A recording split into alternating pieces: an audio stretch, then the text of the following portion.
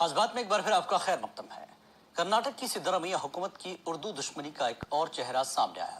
Directorate of municipal administration نے گلبرگہ مہانگر پالکے کی نئی عمارت پر اردو لکھنے سے منع کر دیا۔ اقلیتی جماعتیں اور ملی تنظیمیں حکومت کے اس اقدام کی مخالفت کر رہی ہیں۔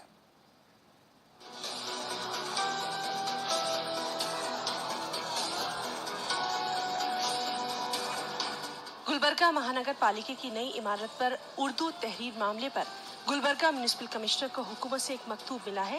ڈائریکٹوریٹ آف میونسپل ایڈمنسٹریشن کی جانب سے لکھے گئے اس مکتوب میں Karnataka municipal corporation act 1976 act کی دفعہ 78 کا حوالہ دیتے ہوئے اردو لکھنے کی اجازت دینے سے انکار کیا گیا۔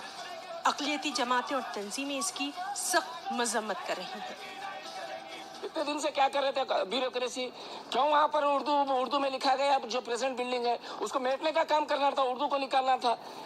1960 سے وہاں پر اردو میں لکھے ہوا ہے، جتنے بھی پروسیڈنگز ہوتے تھے اردو میں ہوتے تھے، جتنے بھی آرڈرز آتے تھے اس کو ٹرانسلیشن کیا جاتا تھا، ووٹر لسٹ اردو میں آتی تھی، اب کیوں نہیں آ رہی؟ وہ اتنی کھلی دشمنی اردو سے، اتنی کھلی دشمنی ہمارے شہر کے نام گلبرگہ سے وہ اس لیے کر رہے ہیں کیونکہ وہ لوگ خواب غفلت میں ہیں کہ مسلمان کانگریس کو چھوڑ کر کہاں جائیں گے۔ صرف اور صرف ان کا ماننا یہ ہے کہ اردو مسلمانوں کی زبان ہے، ایسا ہرگز نہیں ہے، اردو ہندوستان کی زبان ہے۔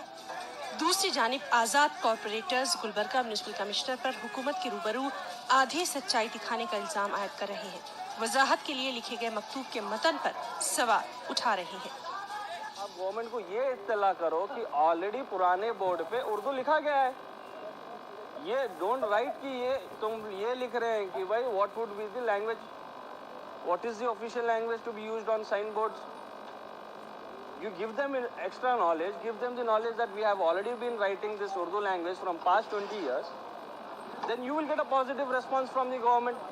تم ڈارک سائڈ کر کے، تم ہڈن رکھ کے تم لکھیں گے کہ کیا لکھنا چاہیے تو they will obviously say the language which are prominently used in Karnataka.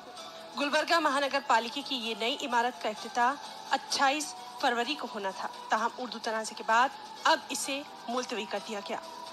ETV news کے لیے گلبرگہ سے جواد میر کی رپورٹ۔